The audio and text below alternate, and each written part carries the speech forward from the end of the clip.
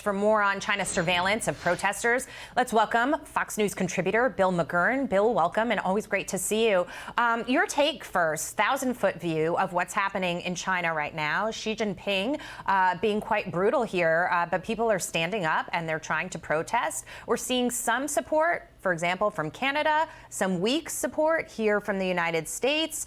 Many are saying that we could be stronger in our stance on supporting the protesters in China. Yeah, thank you, Jackie. I think we could.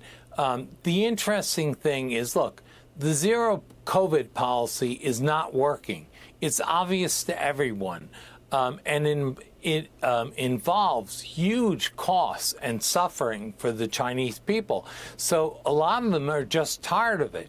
But the problem is the party cannot admit that it made a mistake. You know, it's always that it's someone else's fault. So when protests break out, yes, they moderated their policies in some cities, but they can't just correct it because that would dispel the myth of the CCP's wisdom and benign looking out for the people.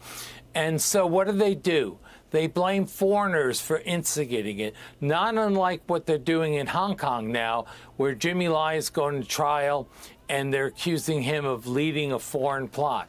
They can never admit that ordinary Chinese people want freedom, don't like some of the policies and so forth. And that hurts them sometimes. And joining the conversation as well is Congresswoman Claudia Tenney from House Foreign Affairs. Congresswoman, it's wonderful to have you. And I was just asking Bill about his 1,000-foot view of what he's seeing happening in China right now. But there's an additional element to this, and that's the Apple piece of it. Obviously, Apple does a lot of production in China, and it's got component makers that are based there as well, very central to its business. It never really reorganized its business model the way some others chose to do. Having said that, Apple is now talking about this this notion that it would, or they are actually in practice limiting the airdrop function, which is a way that people are sharing information and media on the ground in China. John Kirby was on with Martha McCallum this afternoon, and I'm paraphrasing here, but he basically said, well, Apple's a private company. We can't tell them what to do, but they have no problem, this administration, telling, for example, big oil what to do. So it's a little confusing what's happening here.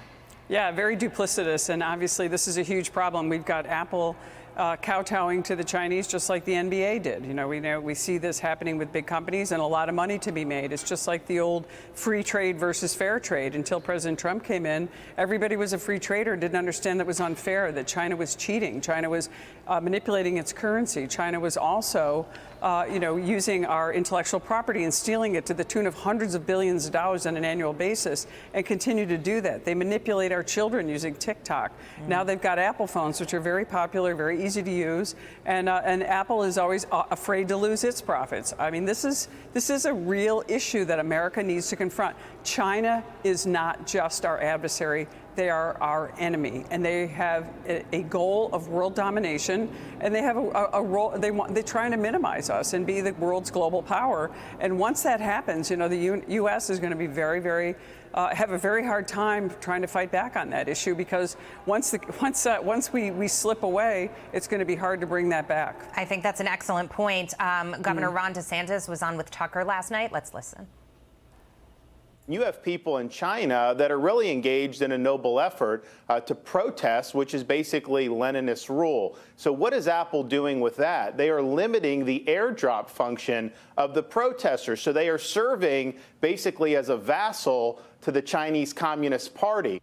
And that's, essentially paraphrasing what the congresswoman just said as well. But it's really, when you think about it, the power that Apple has, Bill, just as a company, as a technology producer, it's extraordinary. And it's funny because people are outraged by what Elon Musk is doing, for example, at Twitter. But those same people are not outraged by Apple's actions. Yeah, China has exposed many hypocrisies, as the Congresswoman said. You know, the NBA and Apple, they're quick to jump on causes in the U.S. that are woke because there's no cost. But where there is a cost, or would be a cost, like in China, the NBA and Apple and a lot of other big companies are silent. and complicit in it. But let's not forget, the real problem is the CCP. They're keeping their people down, and this idea that China is this stable society, it shows it's not true. You never know when something will break out because the people don't have ways to express their disagreement with things. So it's always a threat when it bursts out. And the question is, will it spread or will it fizzle out?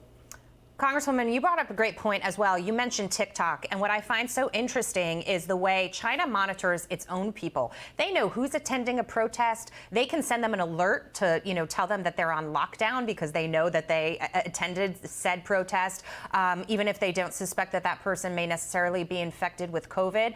Having said that, you look at TikTok and its operations here in this country and its popularity as well. But many will tell you, nope, there is some sort of Chinese wall that is protecting the data.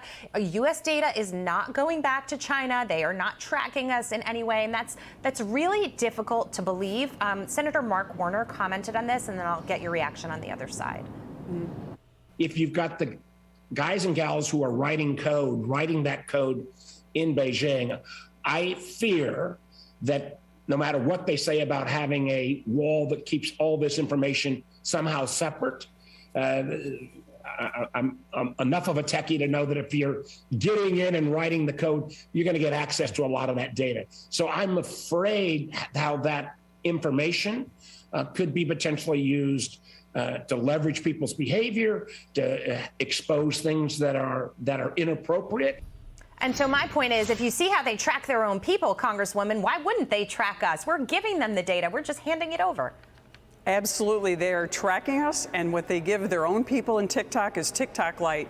What they're doing for us is making sure that they're collecting data on every single one of us, children, young people, anyone who engages in TikTok. That's why I support Governor Kristi Noem banned TikTok. We need to do that in the United States. I hate to ban things. I lived in a communist country. I lived in the former Yugoslavia, which is communism light compared to the authoritarianism and just the inhumaneness of the Chinese Communist Party. Your guest is right. This is about the Chinese Communist Party. It's about dividing and conquering, and it's about bringing down the United States and replacing the Chinese Communist Party as the world power, not the Chinese people who crave freedom.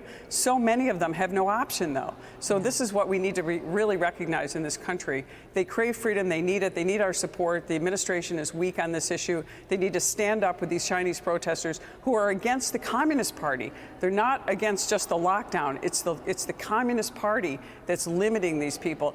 We need to give them a hope for freedom, and that's an opportunity that could be missed if the administration doesn't act on this. Absolutely, it is protests not just against COVID lockdowns, but also the economy, censorship, and the tightness of the rule over there, which is an excellent point. I just will remind our viewers as well that President Trump wanted to ban TikTok, and obviously it didn't happen. So obviously he was thinking and trying to look ahead to see where this was going. I appreciate you both coming on the show. Great to be with you tonight. Thank you so much.